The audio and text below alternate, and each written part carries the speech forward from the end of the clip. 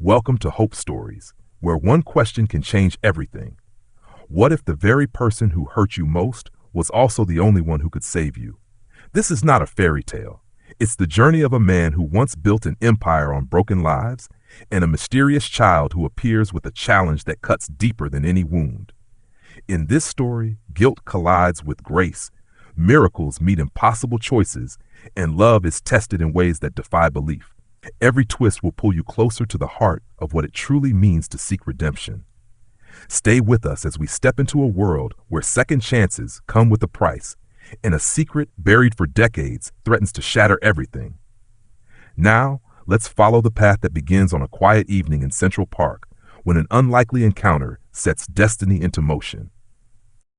The sun was sinking behind the Manhattan skyline, throwing streaks of amber and blood-red light across Central Park. Amid the fading laughter of joggers and the distant hum of traffic, Henry Vaughn sat alone in his wheelchair on a path of worn stone. At 57, he still wore tailored suits and an air of authority, but his legs were lifeless weights beneath him. The world knew him as a self-made billionaire, the ruthless developer who conquered cities. What the world didn't know was the silent war inside him. The accident that left him paralyzed wasn't his only punishment. For years, Henry's empire thrived on evictions and bulldozers, glass towers rising where families once lived. Their faces haunted his sleep, mothers clutching children, fathers begging for mercy while contracts erased their homes. He told himself it was just business. Yet here, under the dying light, the shame pressed heavier than the useless legs strapped to his chair. That was when he saw the boy.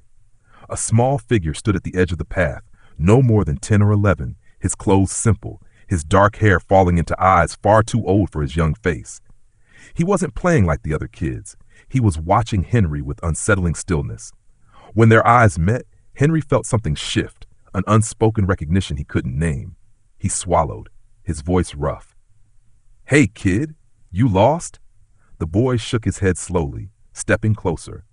"I know who you are," he said, his voice calm, almost solemn. "You want to walk again." The statement cut through Henry's chest like glass. He had never said those words aloud to anyone, not even his doctors. "If you can help me," Henry blurted, the desperation shocking even himself, "I'll pay you anything. Millions, just fix me." The boy's gaze was steady, almost piercing. "Why do you deserve to be healed?" The question hung between them like a trapdoor. Henry's throat tightened. He saw the headlines of his life flash before him. The Hope Springs eviction, the court cases, the children crying in the dust of their demolished homes. He had built his fortune on other people's ruin. And now, this strange child was asking the question he feared most. "Who are you?" Henry asked, his voice barely a whisper. The boy's lips curved in the faintest smile. "Someone who can help you if you're willing to pay the right price. Come alone at 3 a.m., he said, turning away. "Then you'll know." The hours until dawn stretched like a lifetime. In his glass-walled penthouse overlooking Manhattan, Henry stared at the clock, heart pounding with a cocktail of hope and dread. At 3 precisely, a searing heat shot through his legs. Pain like fire and ice exploded along his nerves. He screamed as muscles long dead trembled to life. When it stopped, sweat-soaked and gasping, Henry stood. His legs held him. The miracle was real, and on his desk lay a single sheet of paper in a child's handwriting. "Rebuild Hope Springs. Give back what you took." In the days that followed, Henry learned the miracle came with a brutal cost. To honor the demand, he dismantled parts of his empire. Former friends turned their backs, investors mocked him, yet something inside him refused to let go. Each foundation poured, each home rebuilt felt like a penance paid. And always the memory of the boy's unblinking eyes drove him forward. But the deeper Henry dug into Hope Springs, the more he uncovered truths that gutted him. The Santos family, Pedro, Helena, Anna, Michael. Their faces emerged from old records like ghosts summoned. He read of Helena's death from untreated pneumonia, of Anna's leukemia in a shelter, of Pedro's suicide on a nameless bridge, and Michael, the only survivor, swallowed by the foster system. Henry realized his wheelchair had never been his true sentence. This was. Late one night, unable to breathe under the weight of his own guilt, Henry drove out to the rebuilt neighborhood. The houses stood bright under street lamps, laughter of children spilling from porches. Yet he felt no peace. At the center garden, where a memorial stood, something caught his eye. A figure small and still beneath an oak, exactly like that first night. Gabe. 2 years had passed, yet he looked unchanged, ageless, his eyes carrying the same impossible depth. "You did what I asked," Gabe said softly, "but you still don't understand." He handed Henry an old bronze key with a tag that read, House 17, Palm Street. "There's more you need to know." What Henry discovered with that key would unravel everything he thought he knew about justice, redemption, and even his own bloodline. In the cold archives of the past, love and shame, fatherhood and failure, waited like a dormant storm ready to break. What would you sacrifice for a second chance at life? And would you dare face the sins that made you who you are? Could redemption ever erase the scars left on those you've hurt? And when the boy returns with one final revelation, will Henry survive the truth waiting for him at House 17? The bronze key felt heavier than its size as Henry gripped it on the drive back from Hope Springs. The tag, engraved with House 17, Palm Street, pointed to a place that no longer existed, a street erased from the city maps when his company tore down the neighborhood. Yet the boy's solemn eyes and the cryptic words, "There's more you need to know," burned into his mind like a warning. By dawn, Henry had mobilized his resources, calling in favors from old contacts in city planning and scouring records. Most of the documents were gone, lost in a municipal flood years ago. But fragments emerged like bones in the dirt, faded photographs of a modest blue house, court orders, and worst of all, eviction reports signed with his own pen. He read the names again, Pedro and Helena Santos, Anna and Michael, and with each page his chest tightened.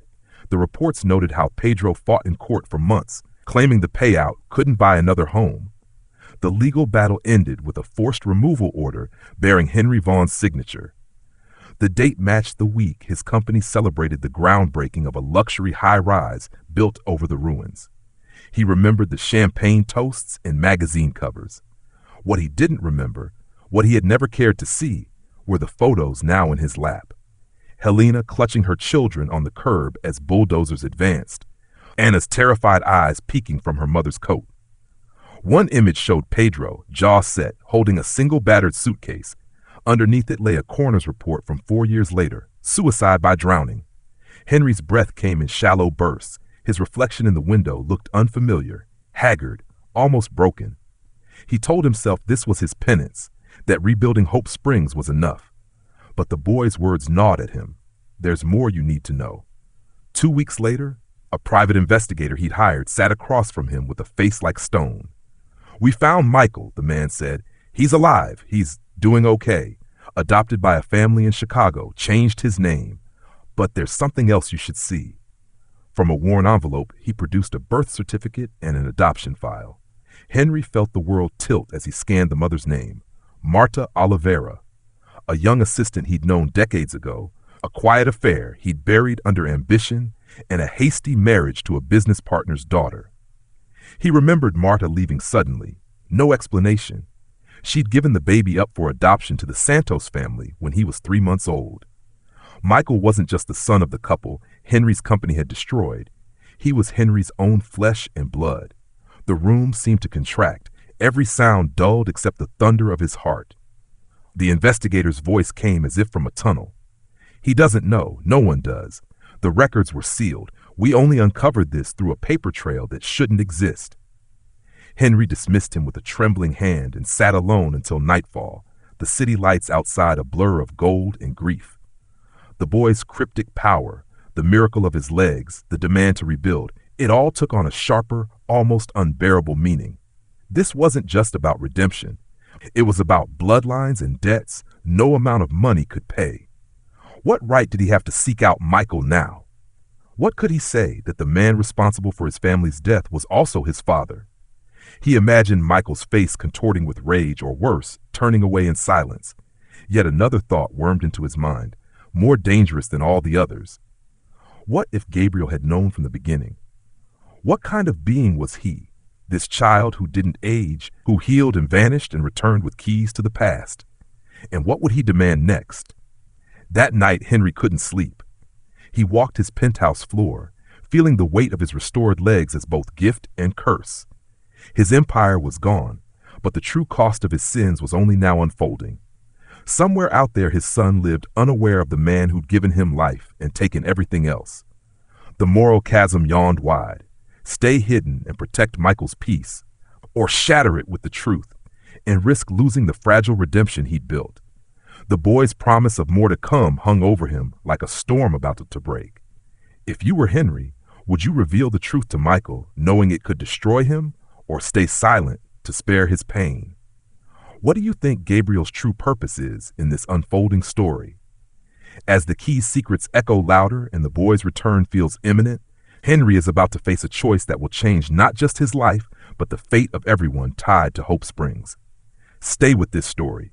What happens next will challenge everything you believe about love, guilt, and miracles. Henry hadn't seen the boy since that night under the oak, but his presence lingered in every sleepless hour. The revelation of Michael's true identity gnawed at him with an intensity that bordered on madness. For years, he had thought of redemption as brick and mortar, houses rebuilt, foundations funded, speeches delivered about social responsibility. But now redemption had a face, his own son's, and the weight of that truth threatened to crush him. He paced his penthouse, memories of Marta flickering like half-burnt film reels. Her shy smile, the way she used to bring him coffee late at night when he was still hungry for power, the morning she disappeared without a word. Had she known he'd signed the papers that doomed her child's adoptive family? Or was it just one more casualty of his ambition? He could almost hear Gabriel's voice. You still don't understand. Days blurred into each other until a letter arrived with no return address. The same slanted handwriting he'd seen before. Inside was a single line. Tomorrow at noon, the hospital. Pediatric oncology, room 314. She needs you. He didn't need to ask who sent it. Henry felt a chill in his bones as he drove across the city, each red light an accusation.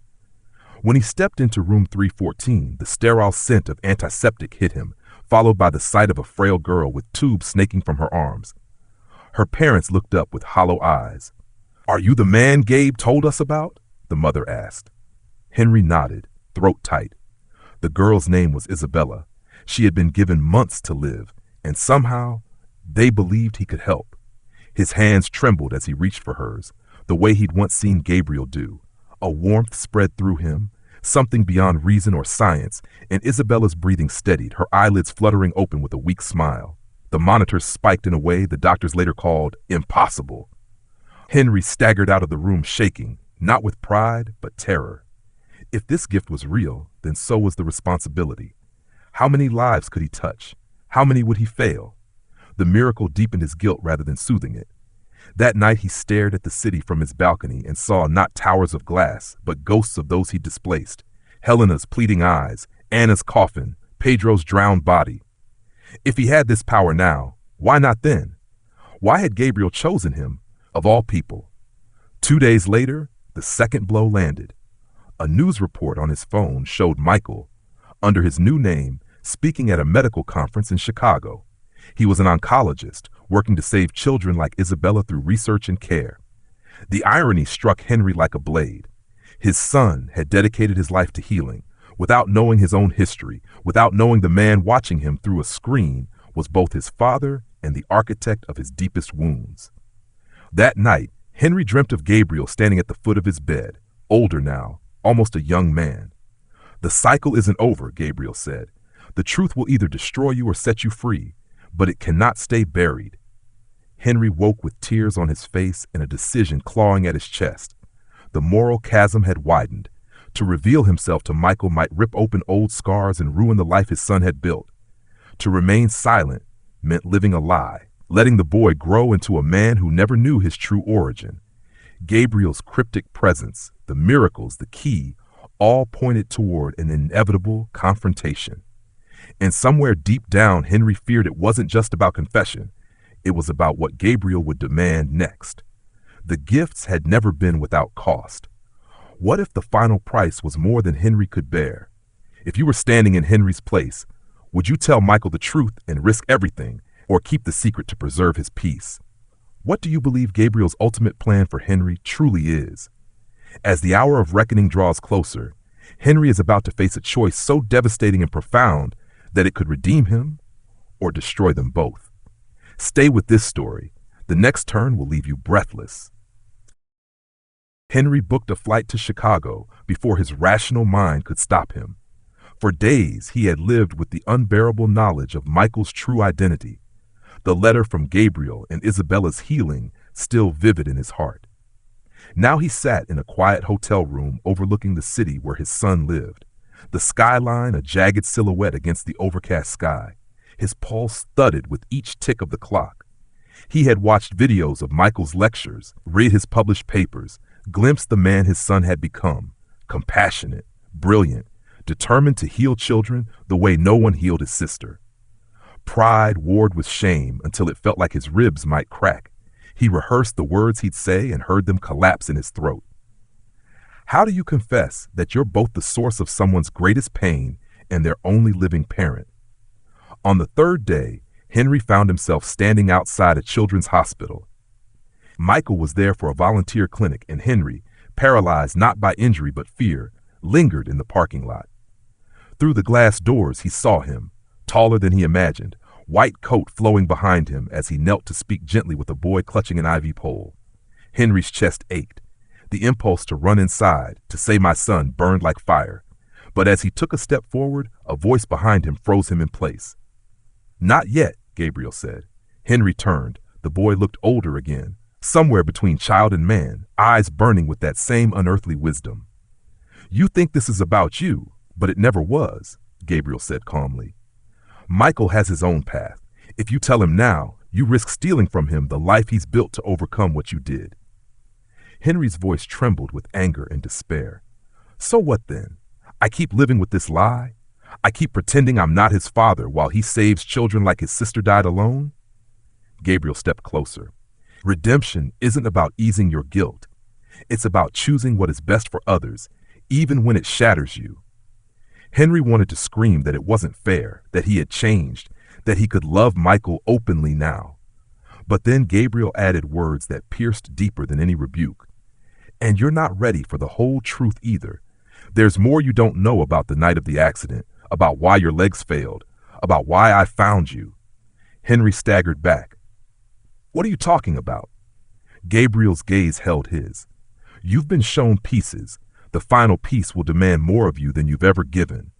Michael isn't the only life you've scarred, and before the end, you'll have to choose who to save." With that, the boy was gone, vanishing into the gray drizzle as if swallowed by mist, leaving Henry shaking in the parking lot. The words echoed like a curse. Not the only life, another hidden wound buried in his past, another soul crushed by his ambition, waiting like a phantom to confront him. As he watched Michael disappear into the hospital, Henry felt the war inside him deepen.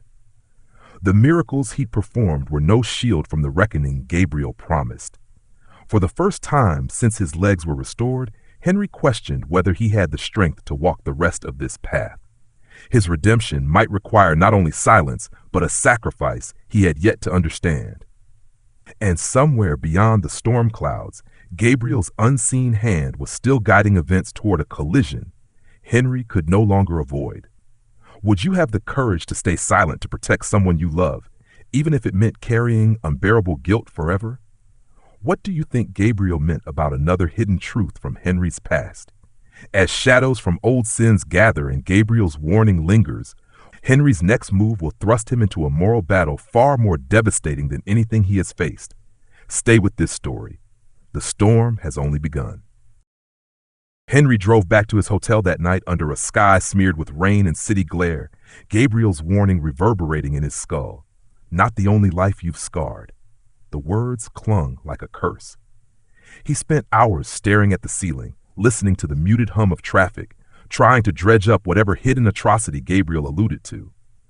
His memory, once sharp and merciless in business, now betrayed him with flickers of the past, faces blurred by time, the echo of signatures on eviction notices, deals inked in boardrooms that felt like another lifetime.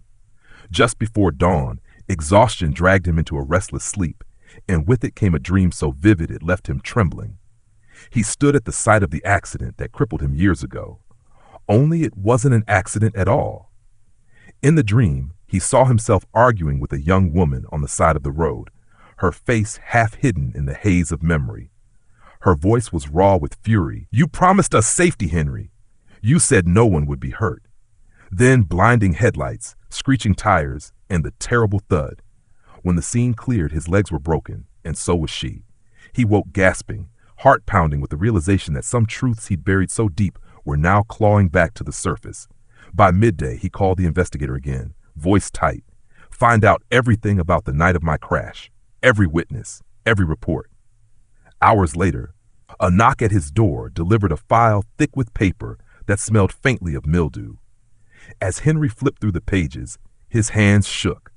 There had been another car, another passenger, Marta. She had been with him the night of the crash, leaving behind her own fiancé after learning she was pregnant. They'd argued because Henry planned to make her sign a non-disclosure and take hush money to disappear. The crash had taken her memory for months. By the time she recovered enough to place the baby for adoption, Henry had already married and erased her from his life. Reading the statements, Henry felt bile rise. Marta had believed until the end that he would do the right thing. Instead, his cowardice set off a chain of tragedies. Gabriel's words made brutal sense now. Michael wasn't the only life he'd scarred. Marta's love and trust had been among the first casualties of his ambition. Henry pressed his palms into his eyes, wrestling with an agony he didn't know was possible. The miracles, the redemption work, the second chance, none of it could change what had happened. Yet Gabriel's cryptic promise still lingered. Before the end, you'll have to choose who to save. What could that mean? Another choice was coming, something that would pit his desire to finally tell Michael the truth against a deeper, perhaps more impossible demand. He thought of Isabella and the warmth that flowed through him when he healed her. He thought of Michael healing children without even knowing the full weight of his own story.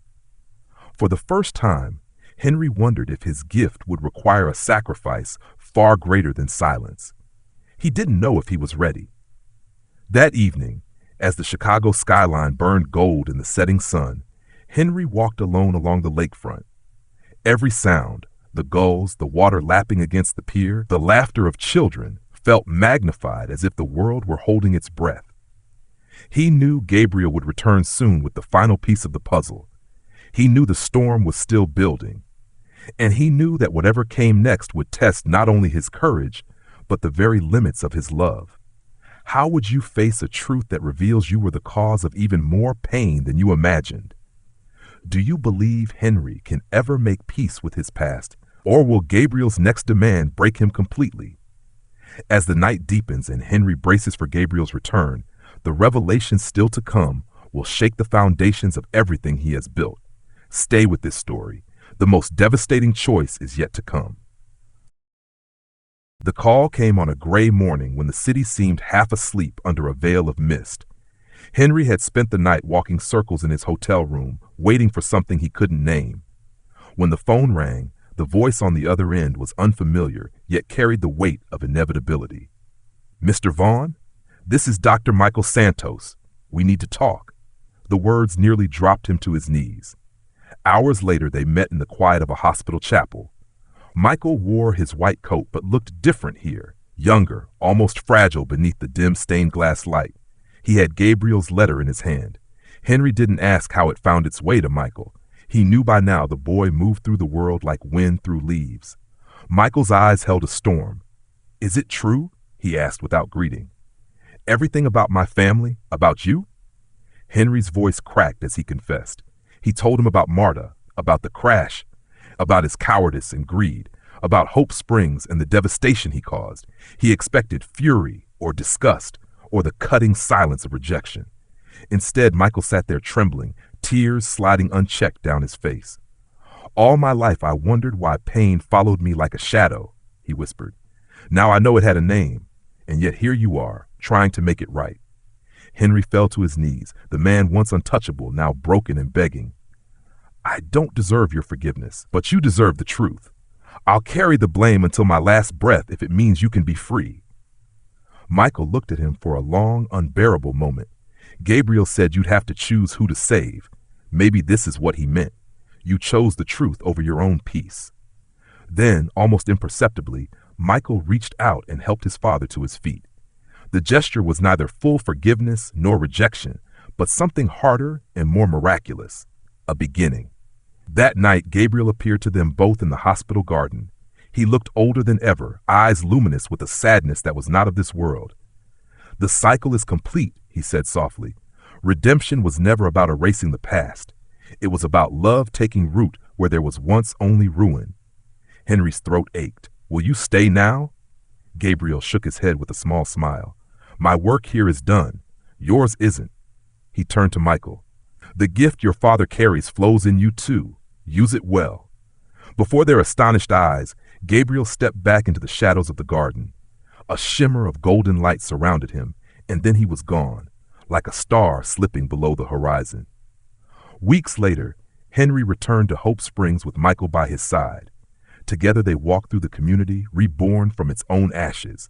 Children laughed on streets once drowned in sorrow. Families thrived in homes that stood as monuments to compassion.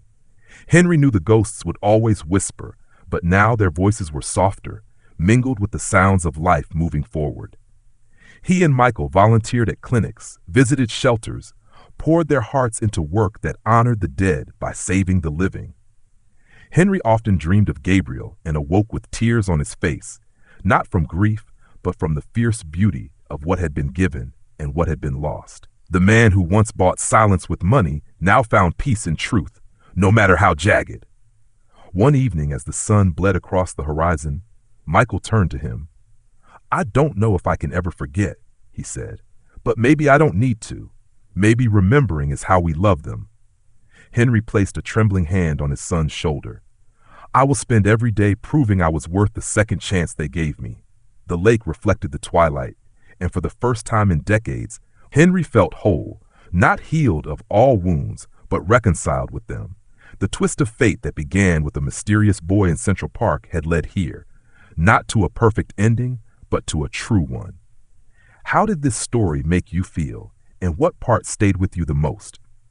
Comment 100 if you love this journey of redemption and miracles. Which country are you watching from?